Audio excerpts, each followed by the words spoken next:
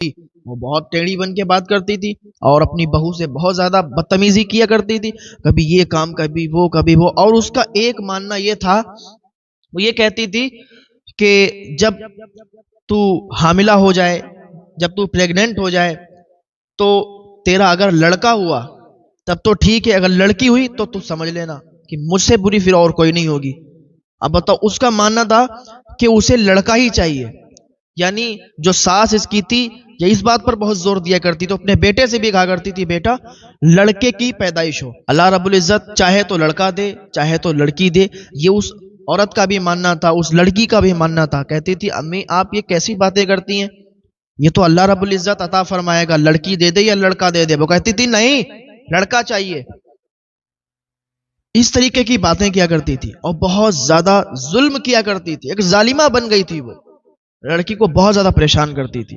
اب تو وہ راتوں میں اٹھ کے دعائیں کرتی تھی، نماز بہت پانچوں ٹائم کی نماز کے ساتھ ساتھ تہجد کی نماز اور بھی اشراق کی نماز، چاشت کی نماز، نمازوں کی بڑے پابند تھی۔ تو نمازیں پڑھتی تھی، دعا کرتی تھی اللہ رب العزت کی بارگاہ میں، اے پاک پروردگار عالم تو ہمیں بیٹی نہیں بلکہ بیٹا عطا فرما دے، اگر بیٹی ہوئی تو یہ میری ساس اور ہمیں جینے نہیں دے گی، اور پتہ نہیں کیا حال ہوگا، پتہ نہیں کیا۔ آج ہمارے معاشرے میں بھی لوگوں کا یہ ماننا، لوگ یہ چاہتے ہیں کہ انہیں بیٹی نہ ہو بلکہ بیٹا ہو۔ ارے کیسے ہو تم لوگ، تمہیں بیٹی کی چاہت نہیں، بیٹی اللہ کی رحمت ہے۔ جس گھر میں بیٹی پیدا ہوتی ہے اللہ تعالیٰ اس گھر کے رزق کے دروازے کھول دیا کرتا ہے۔ ہاں، جس گھر میں بیٹی ہوا کرتی ہے اس میں رحمتیں نازل ہوتی ہیں، برکتیں نازل ہوتی ہیں۔ بیٹیاں خود اپنی قسمت کا لے کے آتی ہیں۔ یار تمہیں بیٹیاں پسند نہیں، تم بیٹوں کی چاہت کرتے ہو، ارے شرم سے چلو پر پانی میں ڈوب مرو۔